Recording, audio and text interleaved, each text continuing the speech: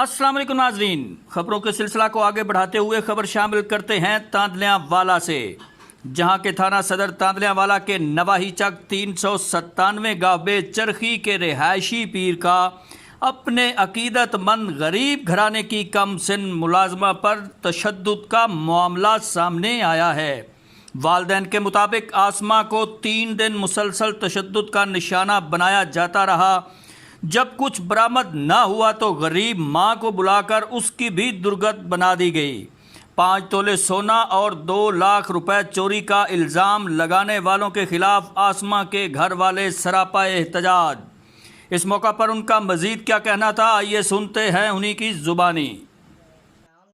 Sir मेरा नाम लियाकत अली 397 चरखी पिंड दे रहने वाला। आसमा बीबी बेटी है मेरी। पीर फखर हुसैन के घर 452 रहने से आज काम करती सी। 2.5-3 साल तो काम कर रही, 3000 रुपये सैलरी देंगे रहे, काम करती रही है। हफ्ते वाले दिन का वकूआ है तो ये कहते रहे जी कि साढ़े घरों 5 तोले सोना 2 लाख रुपया आसमा बीबी की वालदा चुक के लै गई। मैं तो ननकाने काम से गया, फिर 8 बजे उधरों काम तो वापस आया। मेरे को बिस्तरा सी तो मैं क्या भी पीर के घर रख के तो घर चला जाना, सुबह चुक लवांगा। अगे आया तो अदील साहब मैनू कहते कि साढ़े ना 5 लाख आता 5 तोले सोना तो 2 लाख रुपया चोरी हो गया, तेरी बेगम चुक के लै गई।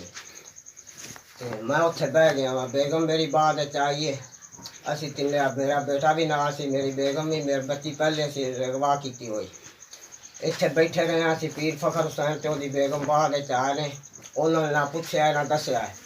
बेगम मेरी कुटन लग गए ने, बेटा मेरा तो मैं असी दोवें कोल देंदे रहे। बाद फखर हुसैन भी कुटते रहे ने। बेटा मेरा हाथ चुकन लगा, मैं उन्होंने रोक दिता है कि बेटा एक इल्ज़ाम अगे अपने तो लगो है, अगर असी हाथी पक्खी पावे ना तो केस 12 हो जाना। तो असी गरीब आदमी हाँ, थाने वाले भी साड़ी कोई आवाज़ नहीं सुन रहा, गरीब मजदूर है, कोई साड़ी आवाज़ नहीं सुन रहा।